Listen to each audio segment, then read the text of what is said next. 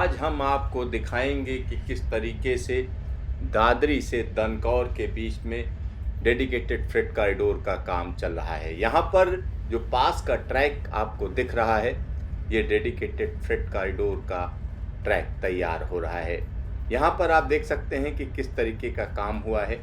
और एक ख़ास बात है कि जब हम दादरी की बात करते हैं तो दादरी से खुर्जा को जोड़ा जा रहा है, और दूसरी तरफ देखें तो दादरी से फरीदाबाद होते हुए, पलवल होते हुए रेवाड़ी के लिए डेडिकेटेड फ्रेट कॉरिडोर पर ज़बरदस्त तरीके से काम किया जा रहा है। यहाँ पर पास में ट्रैक आसानी से देखा जा सकता है।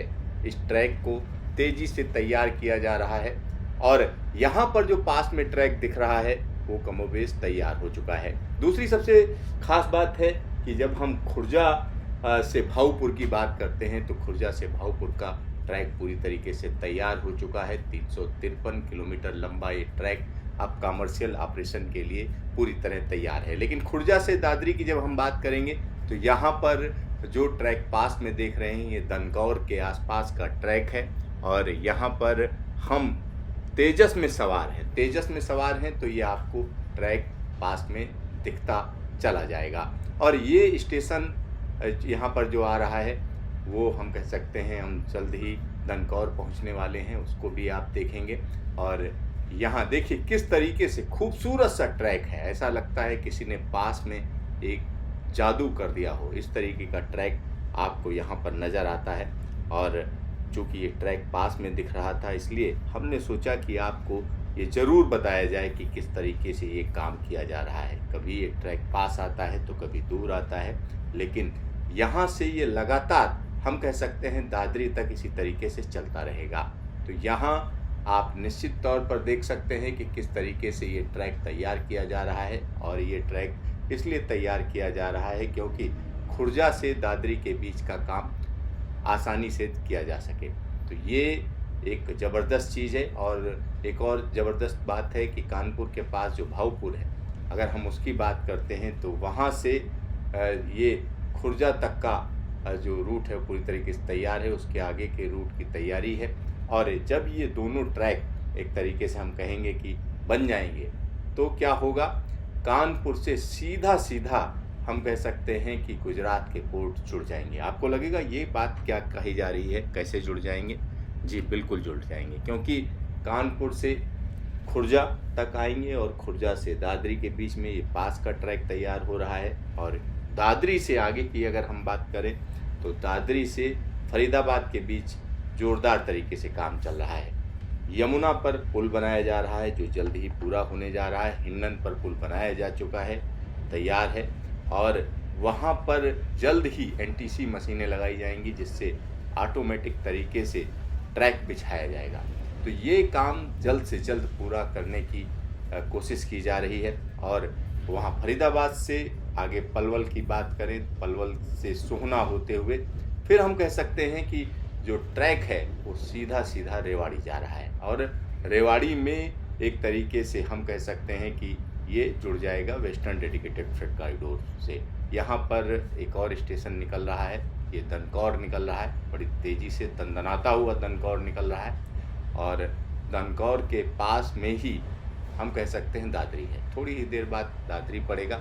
यहाँ पर आसपास की ज़मीन के अधिग्रहण का पूरा काम पूरा कर लिया गया है। देखिए किस तरीके से ट्रैक के लिए मिट्टी बिछाई गई है और समतल किया गया है, एक लेवल पर लाया गया है। क्योंकि जब ट्रैक बिछाया जाता है तो पहले मिट्टी को वहाँ पर डाला जाता है और एक ट्रैक के लिए जो लेवल बनता है उस पर रखा जाता है, और उसके बाद इसकी कुटाई की जाती है। क्योंकि अगर आप इसकी कुटाई नहीं करेंगे तो बाद में धंस जाएगी, जिससे नुकसान होगा। तो इसको डालकर छोड़ा जाता है और कुटाई की जाती है जिससे उसमें कोई गैप ना रहे। तो यहाँ देखिए मिट्टी का काम चल रहा है और ज़बरदस्त तरीके से काम चल रहा है, और इस पर पूरा फोकस किया गया है। क्योंकि इस बार ऐसा नहीं होना चाहिए कि कहीं इस तरीके का जो काम है वो रुक जाए, क्योंकि अगर ये काम रुकता है तो कहीं ना कहीं देश की प्रगति रुकती है। और यहाँ पर कोरोना काल के बावजूद ये काम आप देख सकते हैं, क्योंकि पास में ही हो रहा है और आसानी से, इतनी आसानी से आप नहीं देख पाएंगे। जब कभी भी आप जाएंगे तो आपको कई बार होता है ट्रेन में रात हो रही है। और तेजस की बात करें, इस समय तेजस अब चलनी कुछ दिनों के लिए बंद हुई है, लिहाजा ये जो काम हो रहा है ये आसानी से नहीं दिखता है, और अगर आप देखना भी चाहेंगे तो वहाँ जाकर दूर दूर तक मिट्टी देखेंगे, एक साथ इतना काम नहीं देख पाएंगे।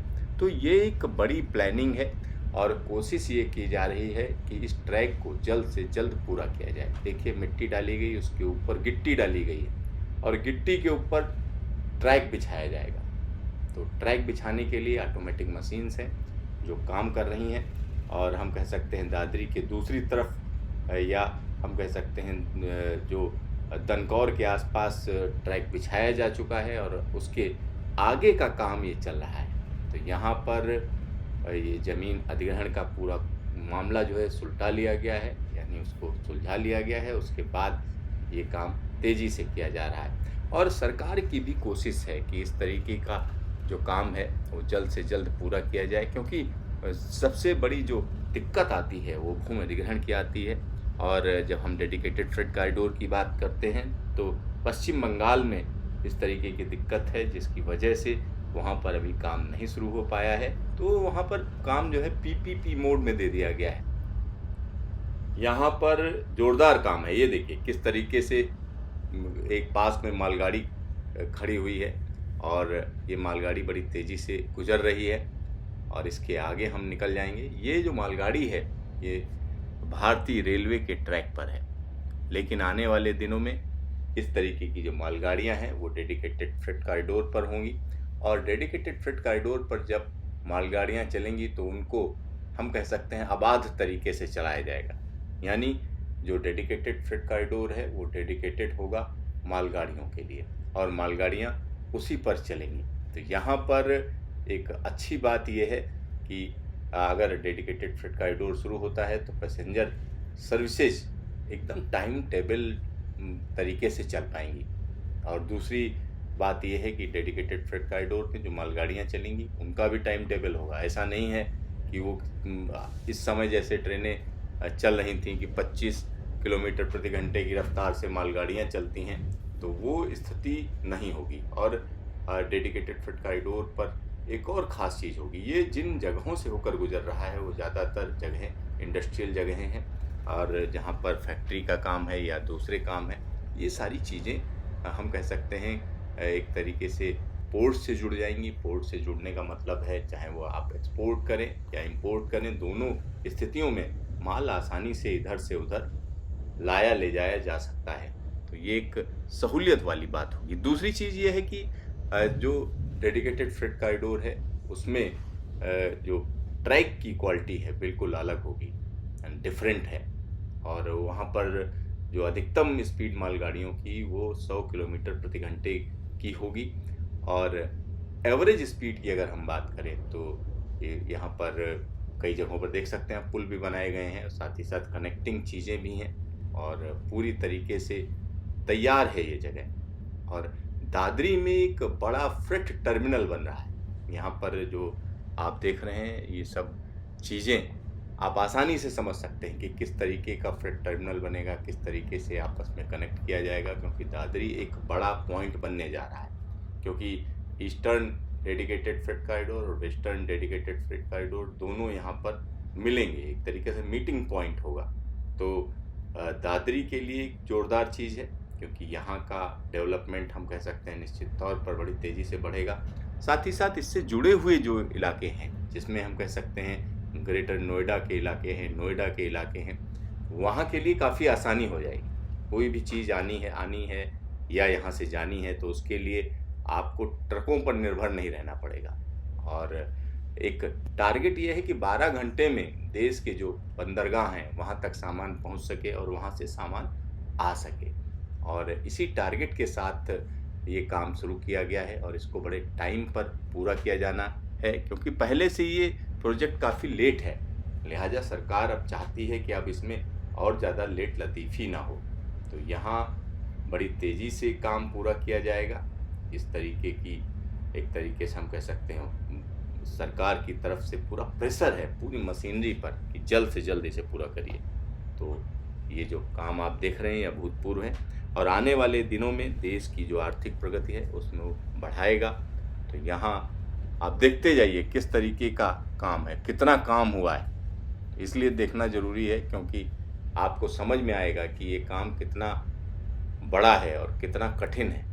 क्योंकि जगह-जगह पर आप देख सकते हैं कि बस्तियां हैं, तमाम लोग हैं, कई बार होता है कानूनी पचड़े भी होते हैं और कानूनी पचड़ों की वजह से मुश्किल हो जाता है। अब यहाँ पर देखिए कि एक और मालगाड़ी पास से निकल रही है, मतलब कोयले से भरी हुई गाड़ी है। तो ये अभी भारतीय रेलवे के ट्रैक पर है।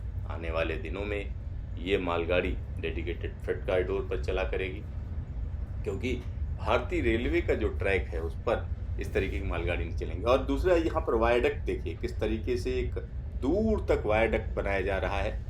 और ये वायडक्ट इसलिए खास है क्योंकि जब आबादी वाली जगह है जहाँ से आसपास रोड निकल रही है या तमाम ऐसी चीज़ें हैं, वहाँ पर क्या किया जा रहा है, वायडक्ट बनाकर उसे क्रॉस कराया जा रहा है।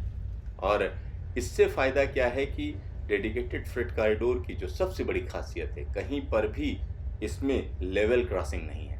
और जहाँ पर भी लेवल क्रॉसिंग की ज़रूरत है वहाँ पर अंडरपास बनाए गए हैं। तो ये जो जगह है, इससे क्या होता है कि आपको जो डेडिकेटेड फ्रेट कॉरिडोर है उसको क्रॉस नहीं करना है, बराबरी पे नहीं क्रॉस करना है। क्रॉस करने के लिए आप अंडरपास का इस्तेमाल करेंगे या ऊपर से निकलेंगे। तो दोनों चीज़ें जो है एक तरीके से बेहतरीन है। और इससे फ़ायदा ये है कि डेडिकेटेड फ्रेट कॉरिडोर की स्पीड पर कोई रोक नहीं लगेगी। साथ ही साथ जो ट्रैफिक है, मान लिया रोड ट्रैफिक है, उस पर भी कोई रोक नहीं लगेगी, यानी दोनों आसानी से चल पाएंगे। तो यहाँ ये जो काम किया जा रहा है वो आने वाले दिनों में तमाम लोगों के लिए फ़ायदेमंद होगा, देश के लिए फ़ायदेमंद होगा और देश की आर्थिक प्रगति को आगे बढ़ाएगा। तो देखिए इसको, अब आप चुपचाप देखिए, मैं आपको परेशान नहीं करूँगा, आराम से देखिए किस तरीके का सफ़र है ये।